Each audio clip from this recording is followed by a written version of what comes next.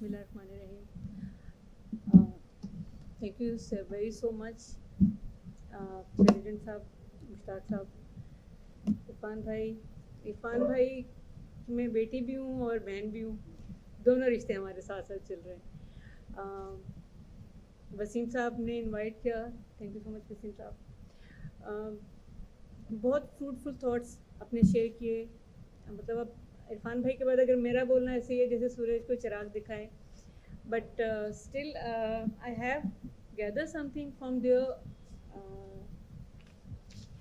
whatever they speeches.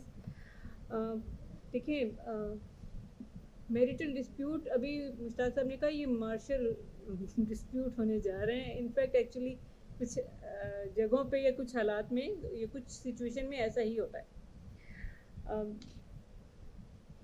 दुनिया का सबसे पहला रिश्ता मियाँ और बीवी का। अच्छा, मियाँ और बीवी का रिश्ता में इस तरह well it was not then defined but companionship. When Hazrat Adam अलैहिस्सलाम कम टू ऑन अर्थ, तो जब वो ज़मीन पे आए तो उनके लिए एक कंपेनियन का इंतज़ाम किया गया। अच्छा, वो पसली से बनाई जाती है, बहुत अच्छी मिसाल दी इन्होंने। औरत पसली से बनाई गई क्योंकि पसली दिल से बहुत करीब होती है ना, तो वेरी केयरिंग। लेकिन इसका एक और परसेप्शन भी है, वो थोड़ी लचक उसमें होती है थोड़ी सी। अक्सर कहते हैं कि पसली से बनी है तो खम है उसके अंदर, तो वो टेढ़ी होती है। लेकिन मैं इसकी एक इंटरप्रिटेशन दूसरी करती हूँ। मैं वही इंटरप्रिटेशन करती हूँ कि वो आजिज़ है, इनकिसार है, और वो थोड़ी मर्द से झुक के चलती है। देखें, जो नॉर्म्स तय हो गए हैं, ये जो इस्लामी जो कुरान ने जो हमारे लिए पैरामीटर्स तय कर दिए हैं, being a Muslim we can not cross them. और आजकल के जो हालात में खुला की शरह का या तलाक की शरह का बढ़ जाना है, मेरे ख्याल में हम उन पैरामीटर्स को ही कहीं ना कहीं क्रॉस कर रहे हैं इन सो मैनी वेज। अभी इरफान साहब ने बात की जिसमें तो मेरे दिमाग में 2-3 क्वेश्चन आए। If things are so smooth why the divorce took place. जितना एक मर्द, मैं कोई साइड नहीं लेना चाह रही हूँ, लेकिन अभी तक जितनी भी बात हुई है वो मेन पर्सपेक्टिव से हुई है, लेकिन हमें वुमेन पर्सपेक्टिव भी इसके अंदर इंडल्ज करना चाहिए। और हमें देखना चाहिए कि हर दफ़ा क्या औरत ही या मोस्ट ऑफ द टाइम औरत ही। इसलिए मैंने कहा कि वाई कोई औरत अपना घर तबाह करने जाएगी, जबकि वो एक घर एक यूनिट है, उस घर की बुनियाद वही औरत है। उस हर बच्चे का पहली जो दर्सगाह है उस औरत की गोद है। ऐसा नहीं होता है। There are so many cases in my experience कि 34 साल के बाद औरत तलाक ले रही है। Why is that so bad? मैंने उनको इंटरव्यू किया। शी सेड कि मेरे बच्चे छोटे थे, because of that reason I continue my life with this person. उन्होंने वो जो भी रीजंस मुझे बताए होंगे, that is between me and हर।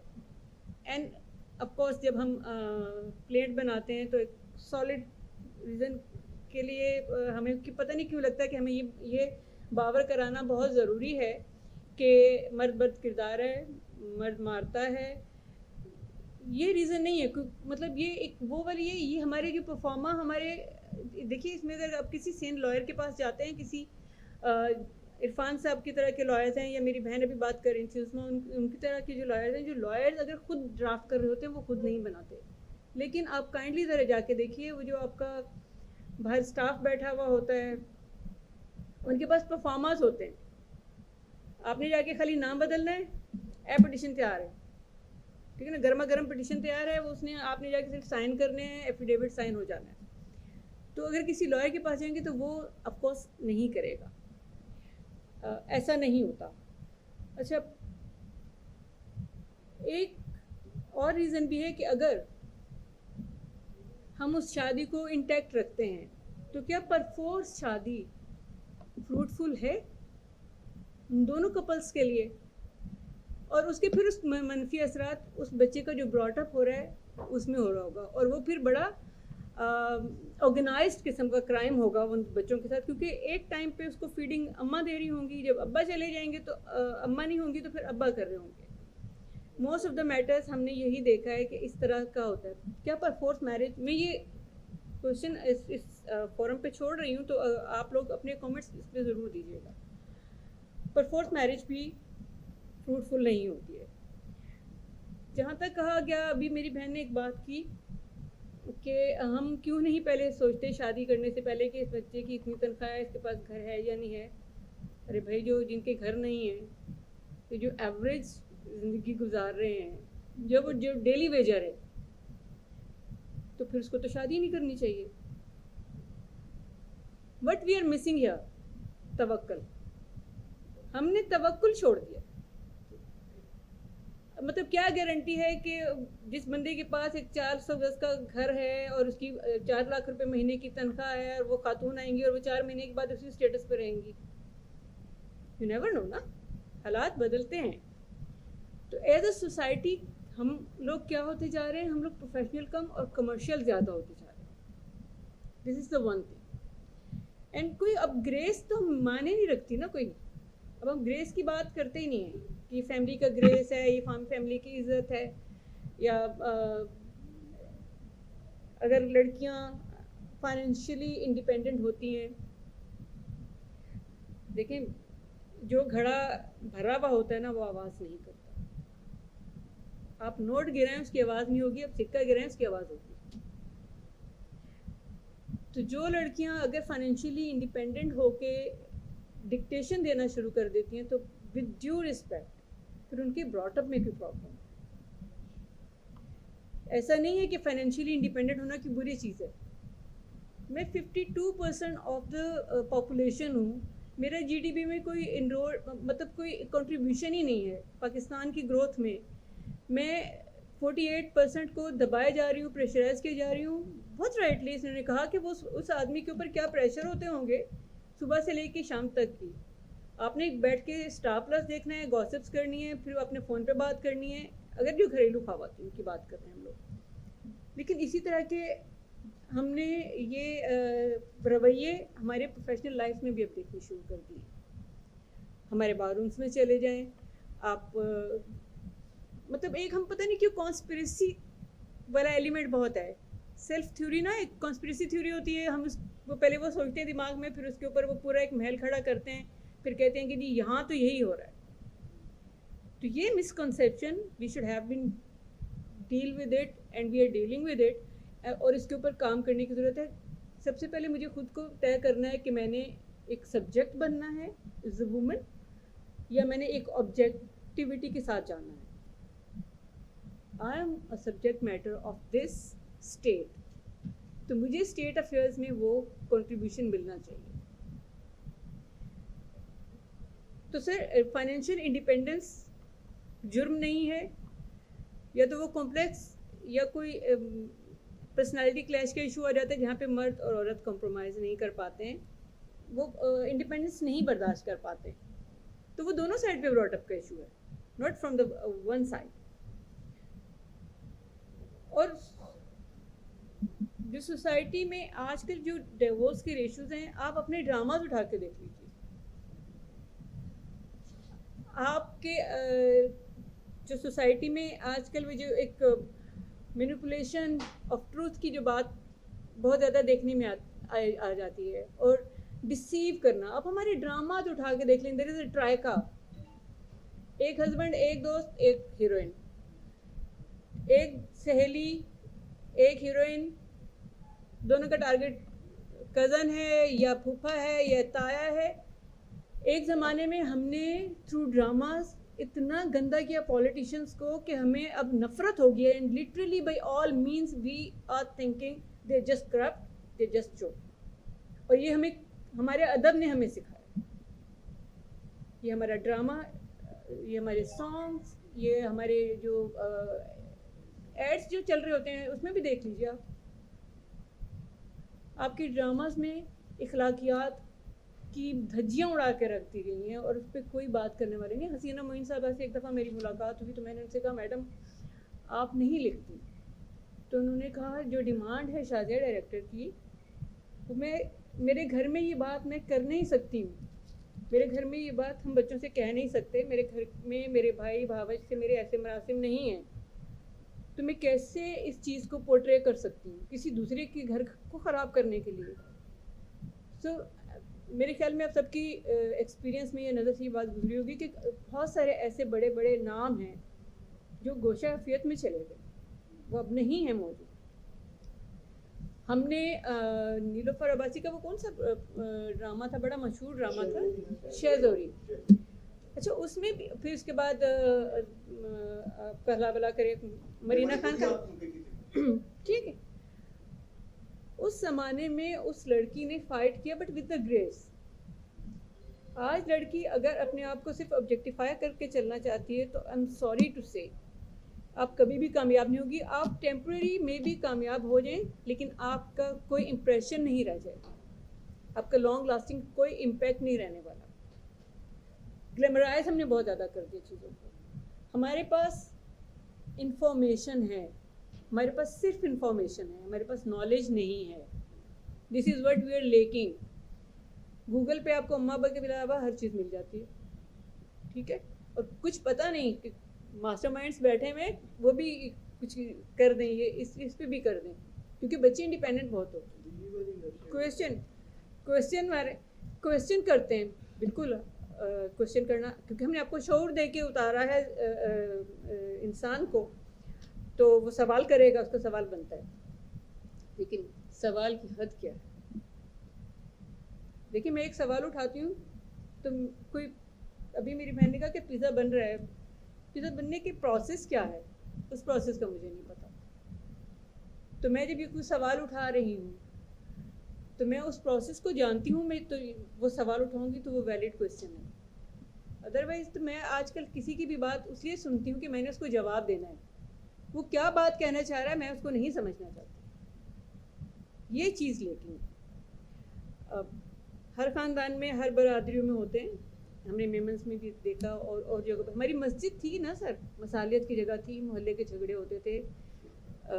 आपको कोई, मतलब मुझे याद है मेरे बचपन में कि अगर कोई दूसरे शहर से कोई आता था मुसाफिर तो वो मस्जिद में ठहरता था, उसको होटल बुक नहीं कराना पड़ता था, मोहल्ले की मस्जिद होती थी। तो मैं अम्मा से कहती थी कि आप हर रोज़ शाम को खाना क्यों भिजवाती हैं, क्यों आप खाना भिजवाती हैं, और सबके घरों से जाता था, not for my home only. क्योंकि मैंने कहा एक मौलाना साहब या मौज़न साहब होते हैं, मतलब एक बच्चे की जो सोच जा सकती है, काम करने वाले हो गए, लेकिन पूरे मोहल्ले का ही खाना जाना फ़र्ज़ है, हर घर से ज़रूर जाएगा। तो वो अभी जाके हमें समझ में कि वाई दिस वुड हैपन। वहाँ पे आप बिस्तर क्यों रखवा देते थे कि कोई शहर, दूसरे शहर से आए तो आपके शहर में आके कंफर्टेबिलिटी हो, उसको होटलों के लिए भागना नहीं पड़े, उसको कंफर्ट चीज़ मिले। ठीक है, तरक्की की हमने, हम टेक्नोलॉजी में आ गए, हमने हर चीज़ डिजिटाइज कर लिया। जैसे आपने कहा, क्या आप इमोशंस को डिजिटाइज कर सके? देखिए, जिस चीज़ की तलब है उसकी रसद होगी, डिमांड एंड सप्लाई है ना सर। आपने हर एक चीज़ से अपनी अपनी डिमांड को विड्रॉ करते जा रहे हैं तो वो चीज़ का सप्लाई वही रुकती जा रही है। मिसाल के तौर पे मैंने अपने बच्चों को केयर करना छोड़ दिया, मेरे बच्चों ने रिस्पॉन्ड करना छोड़ दिया, मैं अपने मोबाइल में बिजी हूँ, अपने लैपटॉप में बिजी हूँ। इतना बड़ा, मैं कहती हूँ कि इस टेक्नोलॉजी के लिए ये वायरस जो आया था कोरोना, ये सबक था। We don't have time for the family, the quality time. Touch and go वाली बात कर रहे थे, लेकिन हमने इस पर भी कुछ नहीं सीखा। और जब तक हम लोग वापस आके बैठे हैं उस एक दस्तरखान पे आफ्टर ईयर्स, तो हम लोगों में बड़ी झिझक थी इरफान भाई, लिटरली, कि मतलब अभी, और मैं अगर बैठी भी हूँ तो मैं अपने मोबाइल पे हूँ, मेरा बच्चा अपने मोबाइल पे लगा हुआ है।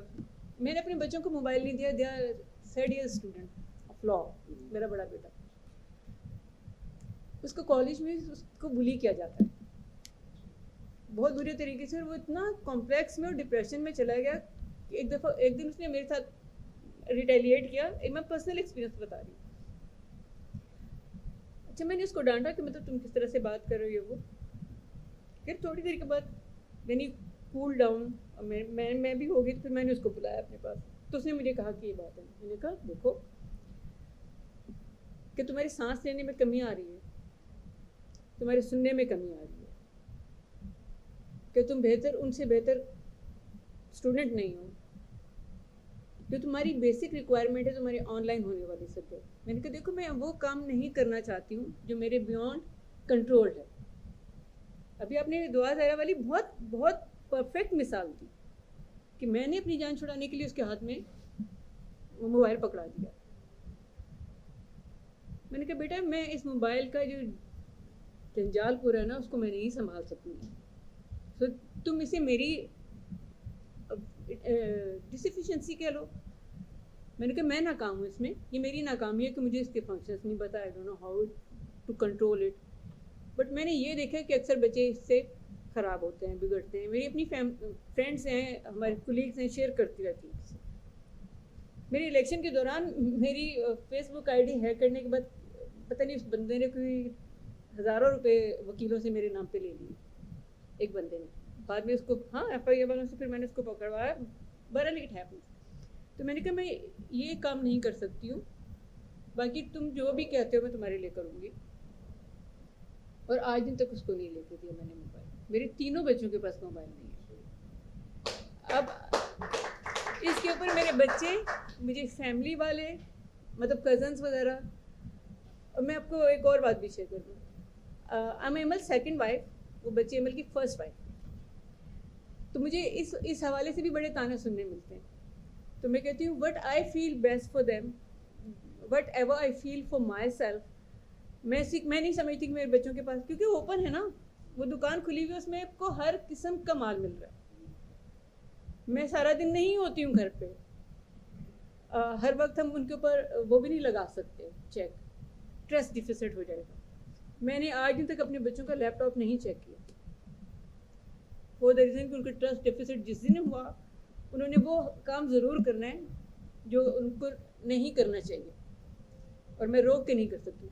तो this little very very very little points जो हम अपने घरों में खुद से कर सकते हैं। देखिए आपको एक वक्त के ऊपर कम्युनिकेशन गैप आता है, कहीं वो बाहर जाते हैं, ज़रूरत है, ऑफ कोर्स आपको देनी चाहिए, और उस टाइम के लिए देते भी हैं। They were allowed to have that. बच्चों के सेंटर्स पढ़ते हैं, कॉलेजेस में नहीं होते हैं, या बच्चों को लेना होता है, तो वो बच्चों को हम उस दिन के लिए दे देते हैं। मैं अपने बच्चों को खुद छोड़ने जाती हूँ, बेटियों को खास तौर पे, ड्राइवर के होते हैं, मैं ड्राइवर के ऊपर नहीं डिपेंड करती। आपने खुद को अलहदा नहीं करना है। देखिए मेरी कंप्लेन अगर आज से 5 साल बाद या 10 साल बाद मेरे बच्चे से ये हो कि मेरा बच्चा मेरी बात नहीं सुनता, मेरा बच्चा मुझसे ज़रूर कहेगा कि जब मैं आपको आवाज़ दे रहा था आप मोबाइल पे बिजी थी, आपकी प्रायोरिटी कुछ और थी। और ऐसा हो चुका है ना, बहुत सारे केसेस में हो चुका है। तो एज अ सोसाइटी एक फैमिली यूनिट को निभाने के लिए एज अ प्रोफेशनल हमारा जो काम है वो करना चाहिए। इरफान साहब की तरह बहुत सारे लोग हैं जो मीडिएशन करवाते हैं या एक आर्बिट्रेशन का रोल प्ले करते हैं, स्पेशली फैमिली कोर्ट्स। अच्छा, फैमिली कोर्ट्स के बारे में एक मेरी बड़ी ख्वाहिश भी, और मैं चाहूँगी कि इरफान साहब आपको मुझे आमना एंड जितने भी लॉयर्स यहाँ पे बैठे हुए हैं, मेरी सबसे दरख्वास्त होगी। देखिए जब एक तो इन्होंने इस पॉइंट की तरफ इशारा किया जो कि बहुत वैलिड है कि जिन्होंने खुद आम को चखा नहीं वो आम का टेस्ट कैसे बता सकते। ठीक है ना, गुड एंड बैड हर एक के डिफरेंट होते हैं, लेकिन होते हैं एक्सपीरियंसेस मैरिड लाइफ के। लेकिन एक और भी चीज़ है कि अगर औरत का खुला लेने जाती है तो वो प्रेफर करती है कि मैं किसी फीमेल के पास जाऊँ, तो वो फीमेल औरत जो वहाँ पे फ्रस्ट्रेटेड बैठी हुई, विद ड्यू रिस्पेक्ट, वो समझती है ये मर्द तो है ही दरिंदा। ठीक है, सिमिलरली एक मर्द के पास जबकि मैटर चला जाता है तो वो समझता है कि मर्द मजलूम है, ये औरत। जज साहब ने फैमिली केस डिस्मिस कर दिया कि मेरे को तो आज तक शौहर निकाली तो बुला डॉक्टर सी यस। अच्छा, अब वो डॉक्टर हैं, मतलब PhD डॉक्टर हैं वो, और मतलब बड़ा अच्छा उनका एक्सेंट है, बहुत अच्छी इंग्लिश बोलती हैं और उनके बड़े एक्सपीरियंसेस हैं। मेरी उनसे अमेरिका में मुलाकात हुई थी एक एक्सचेंज प्रोग्राम में। तो मतलब स्टेट लेवल पे। अब देखिए, लेकिन सर ये हमारे माशरे का एक आईना उन्होंने दिखाया, रिफ्लेक्शन है।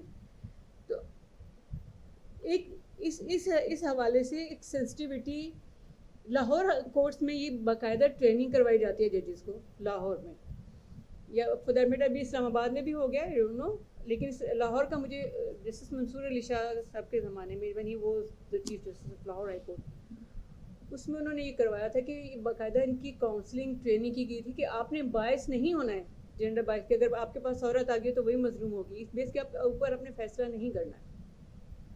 लेकिन दूसरी तरफ ये भी आप देखें कि हमारा जो लीगल जस्टिस सिस्टम है वो कितना ज़्यादा कॉम्प्रोमाइज है। We need to have that thing, क्योंकि अभी आपने बात की कि वो बिल्कुल ठीक है, ना का अख्तियार है मुझे, no means no, fair enough, लेकिन उस नो तक पहुंचने के लिए आप ये देखिए कि पीछे एक पूरा बैगेज आप लेके चल रहे हैं। अब 15 दिन तक नहीं आता है, वो बदमाशी से भी सर्विस को कबूल नहीं करता है, लेकिन उनके यहाँ हेल्ड गुड होगी, पब्लिकेशन हो गई, डिवोर्स हो जाती है, वो एक तलाक है। सर ने बिल्कुल सही कहा, सर ने बिल्कुल सही बात की है। और वो जो एक हदीस की मिसाल को रख के उन्होंने एक खुला वाला दिया था कॉन्सेप्ट, वो भी सर उसमें ये था कि वो माले गनीमत में वो खातून आई थी, और वो जो खातून थी वो किसी कबीले की सरदार थी, और वो जो गुलाम हबशी था उसके साथ उसकी शादी हो गई थी। यस, अच्छा, रीज़न क्या है? निकाह जब आप करते हैं तो उसके पैरामीटर्स क्या हैं, वो डिफाइन हुए हैं, फैमिली, अपीयरेंस एंड कितनी आप नॉलेज रखते हैं। दीज 3 क्राइटेरिया डिपेंडिंग द हक महर कि आपका ना क्राइटेरिया वो डिफाइन करते कि आपको हक महर कितना देना है। अब अगर उसको ये एक चीज़ थी तो उसने एक बाग इसने इसको गिफ्ट किया हुआ था तो वो उसको वापस करवा दिया गया था। लेकिन खुला में तलाक जब तक बंदा एक्सेप्ट नहीं करेगा खुला नहीं हो सकती, नहीं हो सकती, क्योंकि जब तक वो खुला का नोटिस आके वो कोर्ट में, कम से कम इतना तो हमारे कोर्ट्स कर सकते हैं ना कि let the man come and say in front of the court कि जी हाँ मैंने खुला इसकी कबूल करता हूँ। then even then that was a one तलाक only। लाहौर हाई कोर्ट की जजमेंट भी है इसके ऊपर, अब तो फेडरेटेड शरीयत कोर्ट ने भी इसके ऊपर दे दी है। तो बात सिर्फ इतनी सी है कि इसको अवेयरनेस के लिए ऐसे छोटे छोटे प्रोग्राम कम्युनिटी लेवल पे, आपको जो अच्छी बात पता है, आपके सामने कुछ हो रहा है ऐसा कर रहा है तो आप उसको रोकने की कोशिश करें। कलेक्टिवली हम एक दूसरे के साथ चलेंगे, क्योंकि अकेला इंसान कुछ भी नहीं है, तो ही हम बेटरमेंट लेके आ सकते हैं। बाकी जहाँ फ़वायद होते हैं टेक्नोलॉजीज़ के, वहाँ नुकसान भी होते हैं। So I am closing my speech whatever. तो thank you so much and thanks for bearing. Thank you.